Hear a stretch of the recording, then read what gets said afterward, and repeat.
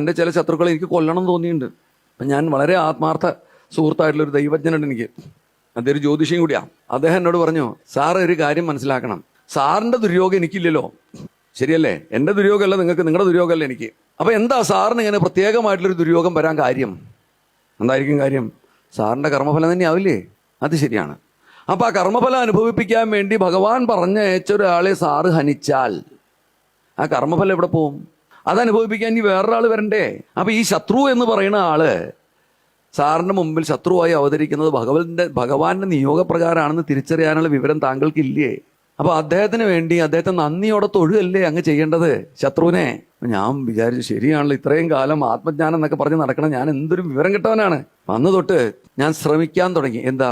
എൻ്റെ ശത്രുക്കൾക്ക് വേണ്ടി ഭഗവാനോട് അഭ്യർത്ഥിക്കാൻ, നല്ലത് വരണേ അവർക്ക്. നല്ല മെനക്കെട്ട പണിയാട്ടോ, ഭയങ്കര ബുദ്ധിമുട്ടാ.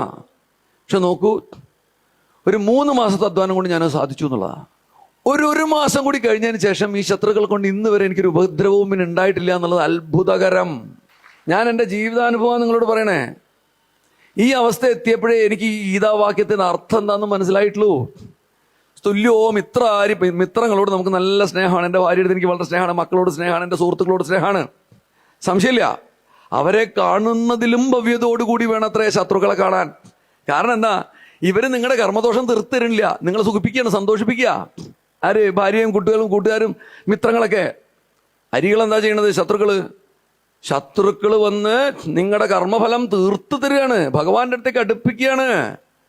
അങ്ങനെ ചെയ്യുന്ന ആൾക്കാരോട് നിങ്ങൾക്ക് വൈരം, നിങ്ങൾക്ക് ദേഷ്യമാണോ? എന്താ ഈ പറയണേ? നന്ദി വേണ്ടേ മനുഷ്യ?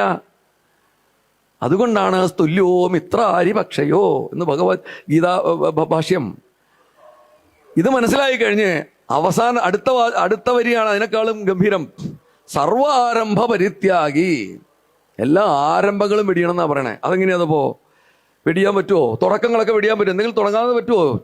ഇപ്പം എന്നോട് ചോദിക്കണം, ഇപ്പം നേരത്തെ ഒരാൾ ഞാൻ ഇങ്ങോട്ട് കയറി വന്നപ്പോൾ എന്നെ സ്വീകരിച്ച് ഇവിടുത്തെ സംഘാടകരിലൊരു മാന്യത എന്നോട് ചോദിച്ചു, സാർ യാത്രയൊക്കെ നന്നായിരുന്നോ? ഇന്നലെ തിരുവനന്തപുരത്ത്, അതെ തിരുവനന്തപുരത്ത് ഇന്നലെ പുറപ്പെട്ടു.